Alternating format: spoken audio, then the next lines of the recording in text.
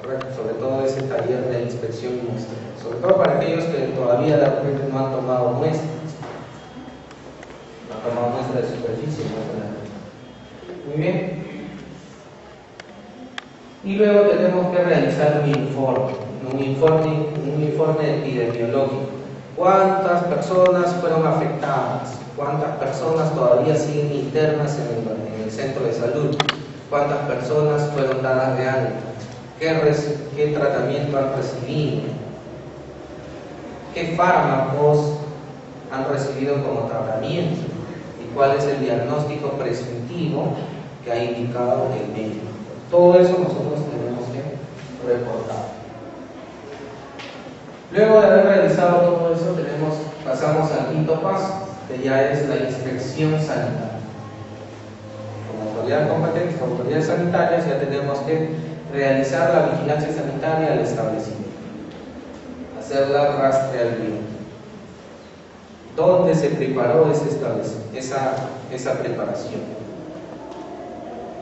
Por ejemplo, en una institución educativa también en la cual hubo una intoxicación por el consumo de una causa criolla, se tuvo que ir a la casa de aquella persona encargada del kiosco escolar, porque era en su casa que había preparado esa carne, y verificar si es que tenían la licencia de funcionamiento, cómo eran las condiciones de preparación, si cumplía con los requisitos, etc. Para evaluar las condiciones sanitarias, ¿con qué norma lo evaluamos? En este caso, en el caso particular del kiosco escolar, con la 363, con la norma 363.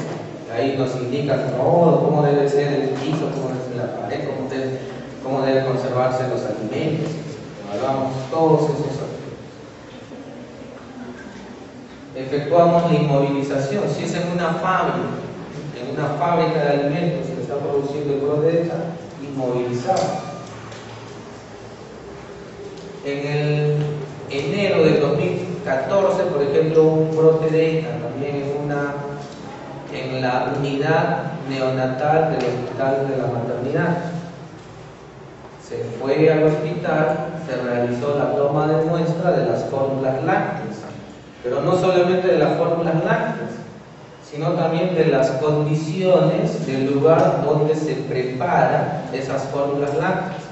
Y el resultado, el problema no era la fórmula láctea, sino el problema fue dónde se preparó esa fórmula. Correcto, que las condiciones higiénico-sanitarias del personal pues, no cumplían con las buenas prácticas de manipulación. Y donde estaba la elevada carga microbiana, porque fue una intoxicación por coliformes, era en una de las pesas, una pesa que ellos utilizaban para calcular el gramaje. Si bien se ponían los guantes y todo eso, pero agarraban la pesita para medir la cantidad de gramos que iba en la fórmula láctea, y ahí contaminaban. La parte que contaminaba era esa pesa. Ahí estaba la elevada carga microbiana, ¿no? Correcto, entonces se partía de ahí, no solamente es verificar el punto. Muy bien. Realizamos la verificación del producto, si es un producto industrializado, el registro sanitario, fecha de vencimiento, si es un producto envasado, la unidad comercial, el número de lote, etc. De ser necesario, visitar la planta de elaboración de alimentos para verificar en qué condiciones se está preparando el alimento. Bien. La norma nos habla de los factores de riesgo. ¿Cuáles son los establecimientos en los cuales nosotros tenemos que priorizar? Si es que se produce un brote de ETA, inmediatamente nosotros desplazarnos. Nos habla de servicios de alimentación como restaurantes, hoteles, comedores populares, familias, programas sociales, fábricas y en el almacén y distribución de alimentos. El sexto paso, hacemos un análisis de los factores de riesgo. ¿Qué factores evaluamos? Manipulación, cumplimiento de los programas prerequisitos, BPM, principios generales, POES, desinfecciones, procedimientos operativos estandarizados de saneamiento, desinfección de superficies, capacitación del personal. Evaluamos todo eso y identificamos sobre todo dónde estuvo la falla, cuál fue el problema. Eso es lo más importante, identificar dónde estuvo el riesgo.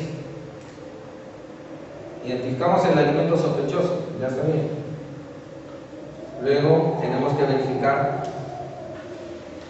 dónde probablemente es que se produjo esa contaminación, si fue por el manipulador, si fue al momento de la preparación, si no se controlaron la temperatura de cocción o fue el transporte, tenemos que determinar.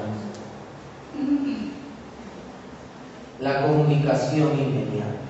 Tenemos que comunicar a las autoridades competentes.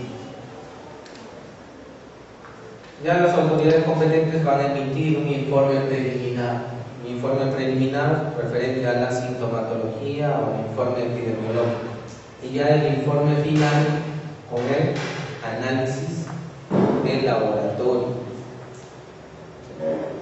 Por ejemplo, en la intoxicación que ocurrió en Huancayo por un proveedor a Yayangay, precisamente fueron cerca de 169 niños afectados,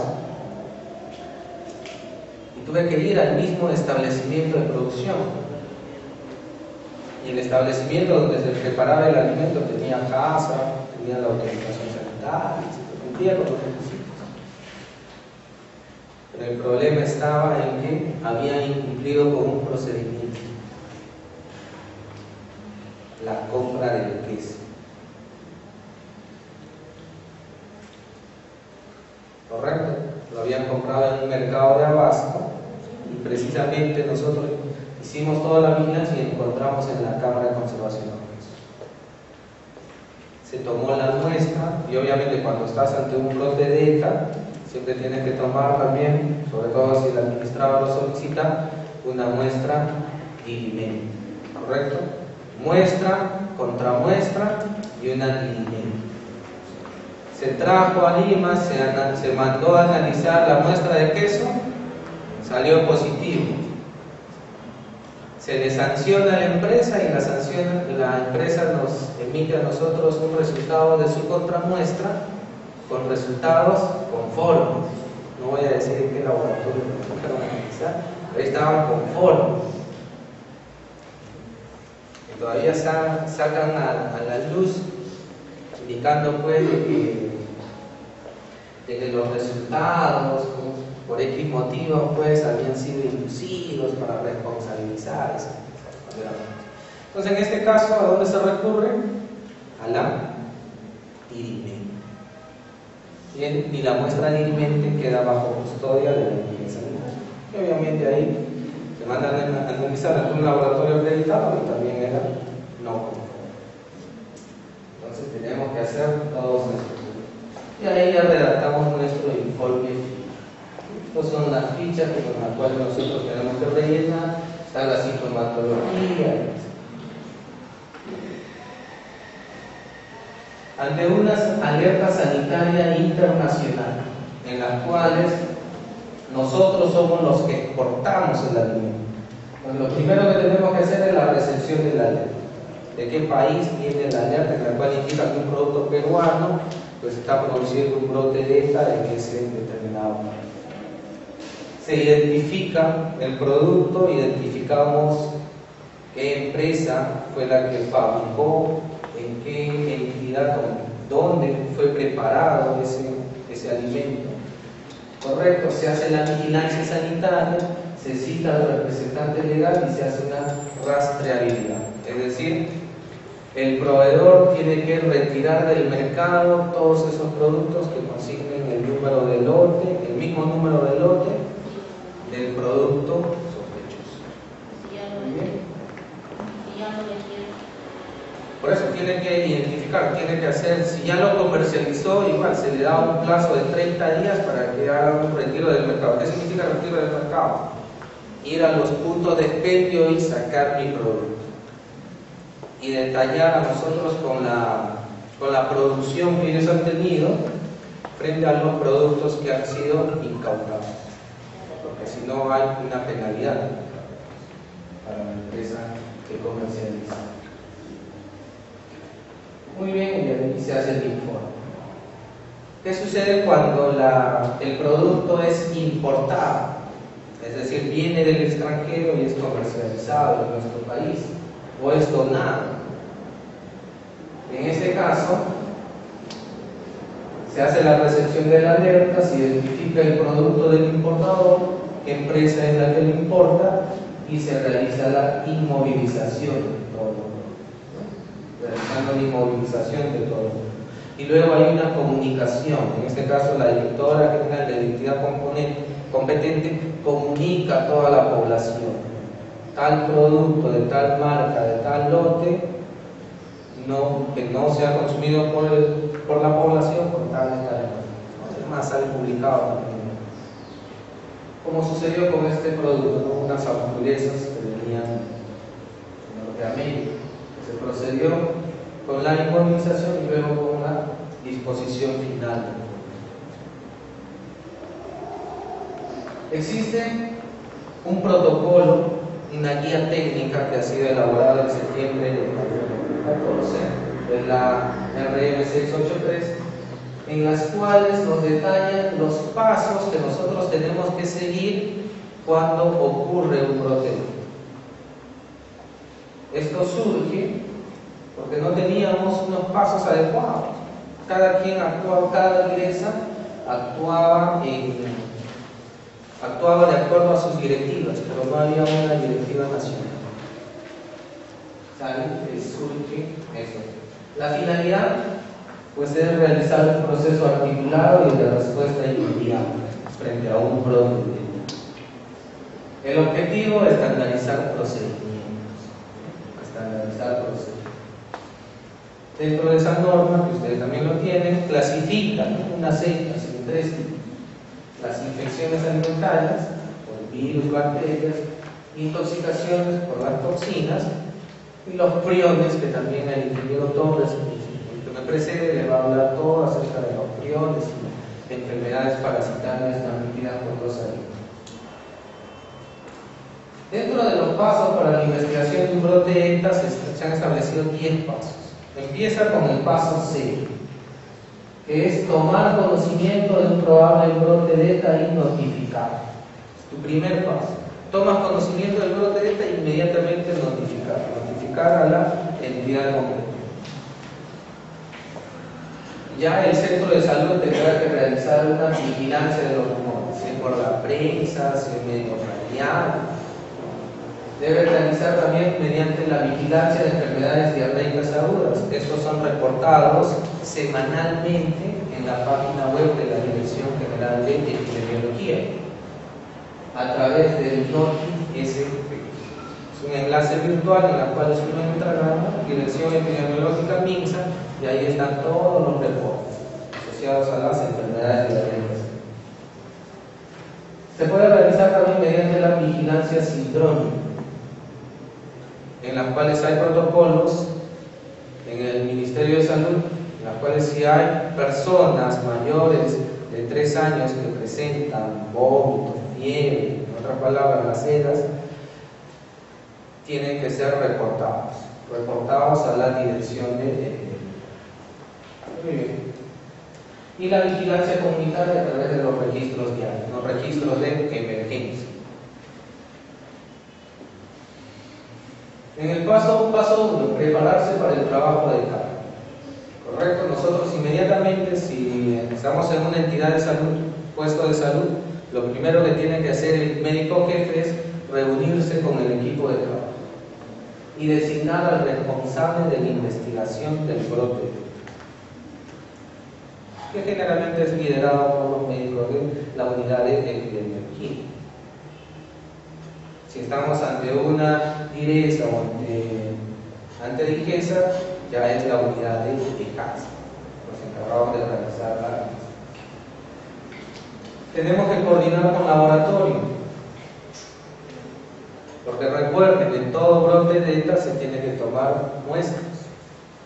Entonces ahí tenemos que ir preparados con todos nuestros coolers, pinzas, medios de cultivos para conservar. Tenemos que verificar también la capacidad de atención y de hospitalización. Si son 100 los intoxicados y en mi hospital solamente tengo capacidad para atender a 30, tengo 30 camas de hospitalización, entonces inmediatamente ya tengo que tener el protocolo para que 30 de esos afectados lleguen a mi centro de salud y los demás sean derivados a los centros de salud más cercanos.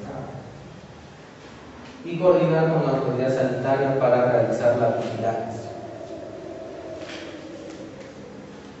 El paso 2, establecer la existencia de un probable brote.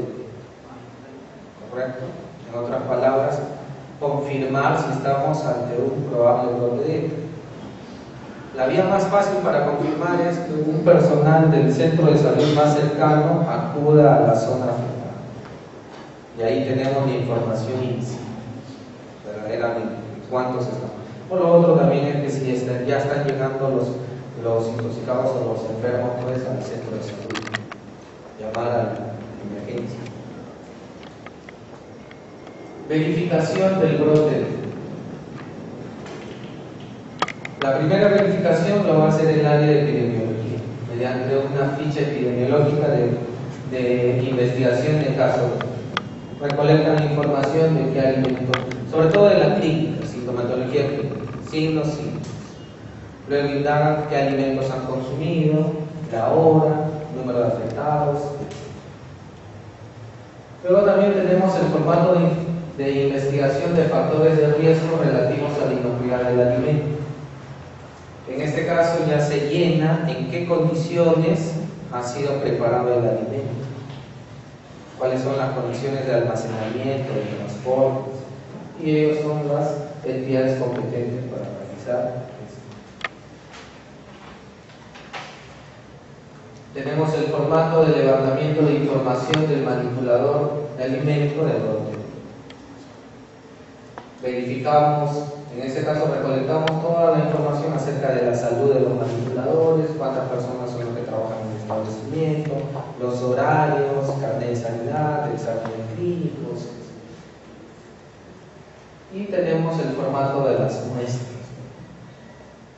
Las muestras que tomamos, en qué cantidad, el rotulado, el producto. El paso 4, definir e identificar los casos. En otras palabras, confirmar el caso de brote. Lo confirmamos mediante el análisis clínico, el análisis epidemiológico y el laboratorio. Para confirmar un caso de ETA tenemos que tener esos tres elementos: el análisis clínico, el análisis de laboratorio y el análisis epidemiológico. Caracterización del brote de ETA. Empleamos la tasa de ataque. ¿Cuántos casos de ETA entre la población expuesta por 100? Tasa de internamiento. Número de casos de ETA de pacientes hospitalizados entre el número de casos de ETA por 100. Y la tasa de letalidad. Número de fallecidos entre el número de casos de ETA por 100. Todo esto nosotros lo empleamos para la redacción de nuestro informe final.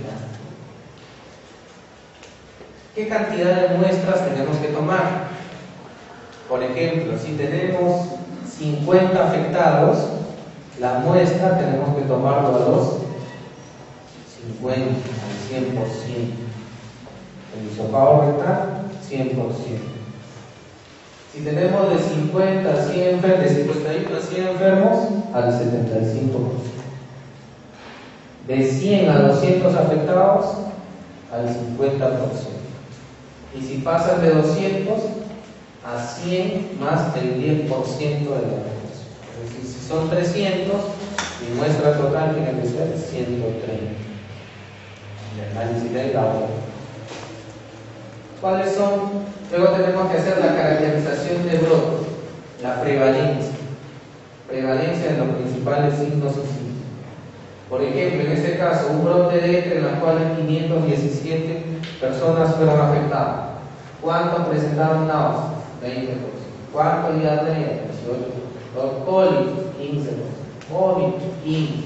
Dolores musculares, 12%. Cefalea, 10%. Fiebre, una frecuencia.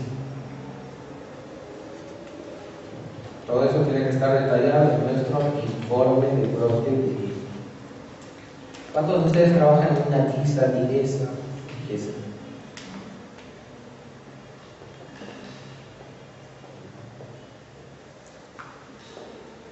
De repente alguno de ustedes va a elaborar en esas entidades y les toca actuar frente a un brote de ETA, entonces ya saben cómo van a redactar su informe de brote y todo lo que debe incluir. Tenemos que implementar medidas de control transitorio. Una de tus medidas de control, inmovilizar todos los productos sospechosos que ustedes consideren necesarios. Evaluar el tratamiento clínico, la historia clínica, cuáles son las sintomatologías clínicas de los afectados, el acondicionamiento de los servicios de salud, en este caso emergencia, hospitalización, ¿correcto? Esta directiva, la C38, está dirigida para todo lo que son las entidades de salud, porque había muchos puestos de salud en los cuales los médicos jefes no sabían qué hacer frente a un caso de brote de ETA, sobre todo lo que ocurrieron continuamente en los programas sociales. Es por eso que se sacó esta directiva. Plantear la hipótesis, ¿no? Ya se plantea si es que el alimento probable de intoxicación fue el bebible, o fue el sodio, o fue el alcohol, mediante la investigación y los casos que nosotros realizamos. Evaluar mediante el riesgo relativo. Esto es importantísimo cuando estamos ante un brote de ETA. Y es un estudio que nosotros también lo hacemos en investigación para estudio de cortes, en las cuales, por ejemplo, si queremos determinar la incidencia de puestos, por ejemplo acá, si tenemos, por ejemplo, vamos a hacerlo con este ejemplo. Imaginemos de que en una población, en una institución educativa inicial, ¿correcto? Se enfermaron, luego de haber consumido el desayuno escolar, se enfermaron 59 niños. Pero no se enfermó uno. No, perdón. Esta es la columna, es una tabla de contingencia. Vamos a ver a los que se enfermaron. Los que consumieron el desayuno escolar, 59 se enfermaron. Los que no consumieron el desayuno escolar, uno se enfermó. Los que no se enfermaron, de los que consumieron el desayuno escolar del total, no se enfermaron 14. ¿Correcto? Y los que no consumieron el desayuno escolar, no se enfermaron 15. Entonces, primero evaluamos la incidencia de puestos. La incidencia de puestos nosotros lo determinamos sumando todos los que consumieron el desayuno escolar. ¿Cuántos se enfermaron? 59. Entre la sumatoria de los que se enfermaron y los que no se enfermaron. 59 más 14, 73. 59 entre 73, 0.80. Incidencia de no expuesto, igual. Los que se enfermaron, que fue 1, entre la sumatoria total, 10 más 11. 1 entre 11, 0,90. Entonces, riesgo relativo es la división entre incidencia de expuestos entre incidencia de no expuestos. Si el valor es mayor a 1, nos indica de que el alimento que han consumido es altamente sospechoso de un riesgo mayor luego de haber consumido y de presentar la enfermedad. En este caso, grupo expuesto tiene un mayor riesgo de enfermarse que el grupo no expuesto. Veamos acá. Incidencia de expuesto entre incidencia de los no expuestos. 0,81 entre 0,91. Resultado 8.81. Entonces, ¿el alimento que ellos consumieron es de alto riesgo para enfermarse? Sí. Y acá eso nosotros lo determinamos mediante nuestro riesgo relativo.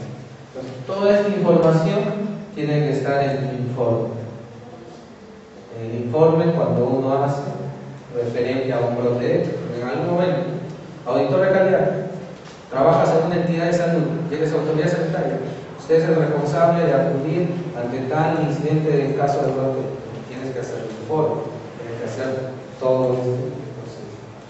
Muy bien. La prevalencia de brotes de ECA en nuestro país. Del año 2005 al 2010, IRBETA publicó en su trabajo de investigación, en las cuales han habido cerca de 6.332 brotes de ECA, o episodios.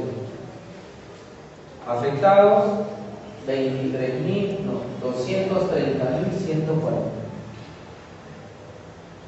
Muertes, 317. Nunca se olviden, zona de peligro, zona de seguridad. Repasando lo que hablaba de la mañana, ¿qué factores necesitan los microorganismos para poder multiplicarse? 5 factores, ¿no? Tiempo, temperatura, nutrientes, agua.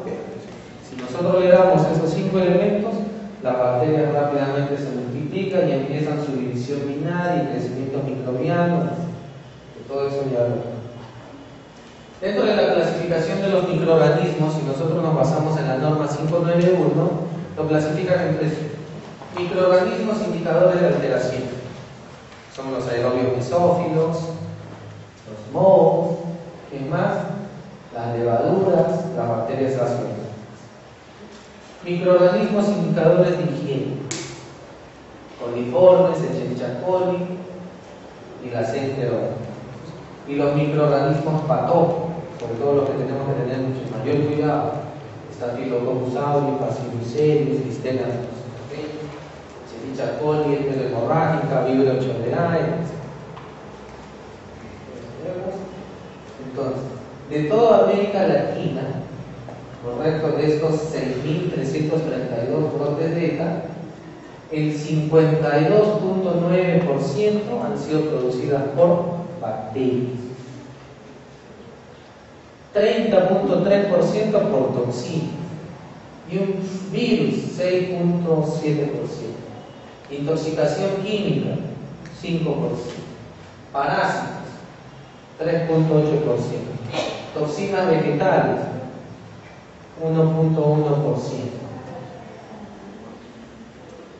De todos estos brotes, ¿cuántos son de causa conocida? 71%. En algunos casos hay de causa no conocida. Por ejemplo, como nos sucedió a nosotros en Bucal. Todo daba de indicios a que se intoxicaron por consumir, igual en el programa social se les envió un bebible y el huevo sancochado. Entonces todo daba a que era el huevo sancochado, pero cuando se hizo el análisis microbiológico en laboratorio en una entidad competente, pues los resultados salieron conformes. Entonces, y no se supo cuál fue la causa real de ese. De las causas conocidas, ya les mencionaba las bacterias, parásitos. Muy bien. Ahora vamos a ver en qué lugares. Por ejemplo, tenemos acá en puestos callejeros, casi un 37%. Escuelas, 16%. Esta cifra ya se aumentó del 2011 al 2014, vemos que se ha aumentado, ya no ha habido grandes intoxicación. Restaurantes, 8%. Puestos de salud, 3%. ¿Cuáles son los alimentos más comunes responsables del brote de ECA? Tenemos acá el que predomina, pescado, 22%. Luego tenemos el agua, 20%. Sobre todo porque en nuestro país pues tenemos zonas y lugares donde no cuentan con el servicio de agua potable. Carnes rojas, 14%. Estos son las bacterias que son los que lideran el ranking de brote de. Tenemos a la salmonela, 18%, el Staphylococcus, 18.7%, y la hepatitis A, 11.6%.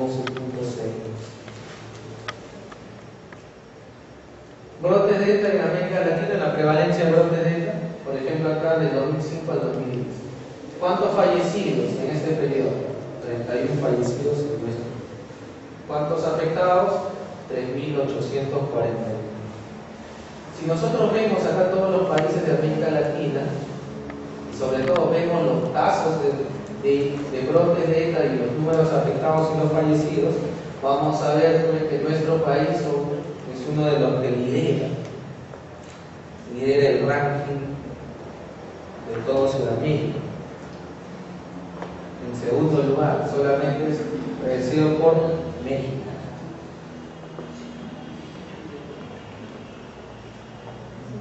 Las principales dentro de si ya ahondamos más y cuáles fueron los principales microorganismos responsables de este brote de ETA, pues vamos a ver que la salmonela nos mide un 34%.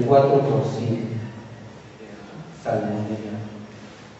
Recuerden que también de todos los casos se dice de que en realidad la cifra real es 10 veces más de la que se reporta. Porque recuerden ustedes, y muchos de ustedes seguro lo han vivido, de repente van a un restaurante, se enferman, ¿correcto? Le da una gastroenterocolitis, pero acuden a un centro de salud, van a un hospital. No, porque muchas veces es una enfermedad autolimitante que nuestras propias defensas se encargan de eliminar.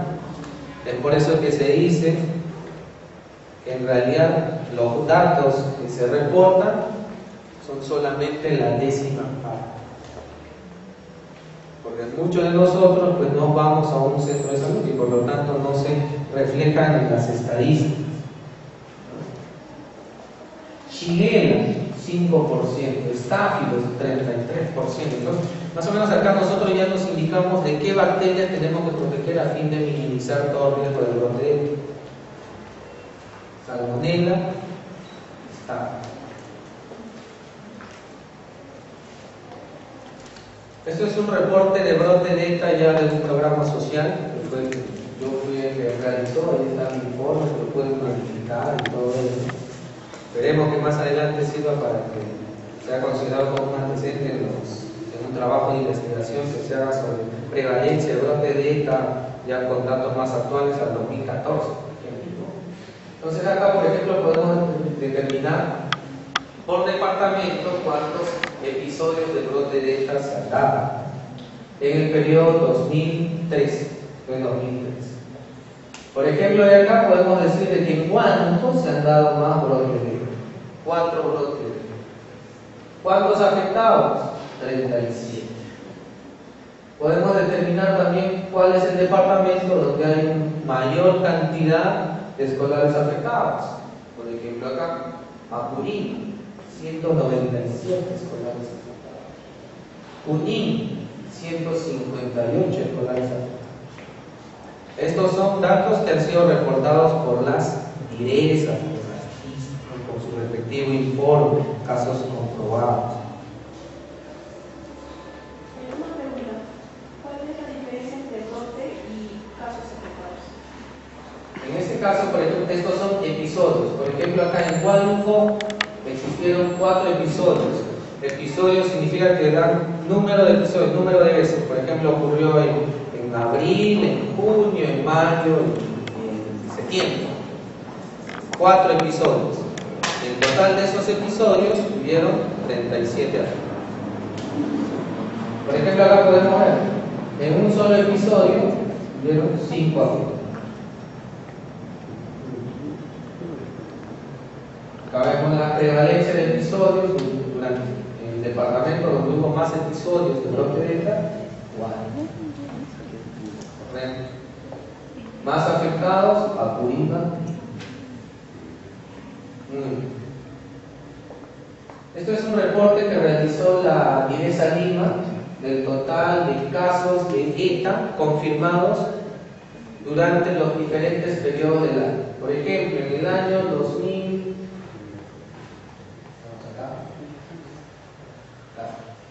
2013 tenemos a 74 afectados, 2012 67 afectados, 2011 193 afectados. Es una prevalencia, un reporte, los casos.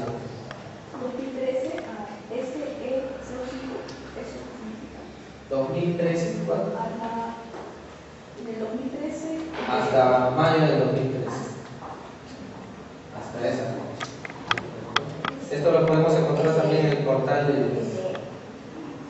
ese punto es que sí. esto es en el caso que son los, como es la IDESA Lima, ustedes saben que la IDESA Lima se divide en, bueno, aunque ahora ya se han fusionado, ahora solamente hay uno. En el caso de las ISIS, la IDESA Lima Ciudad, Lima Este, Lima Cuarto. ¿Cuáles son los factores frecuentemente asociados a brote? Uno de los principales factores asociados a estos brotes es el enfriamiento, refrigeración y daño. 60%. Correcto. Tiempo largo de preparación. Aquí también lo vamos a incluir a lo que es transporte de los alimentos. Refrigeración, conservación, transporte. Es el factor más riesgoso, de acuerdo a la Organización Panamericana de Salud, para un brote. Correcto. Tiempo largo de preparación, entre la preparación y el consumo. Si yo preparo el alimento a las 3 de la mañana y lo están consumiendo a la hora del recreo, definitivamente hay un tiempo largo de preparación. Riesgo. Manipuladores infectados. Siempre tenemos que realizar un checklist a los manipuladores para evaluar la condición y estado de salud. Mantenimiento en caliente o no adecuado. Recuerden que todas las preparaciones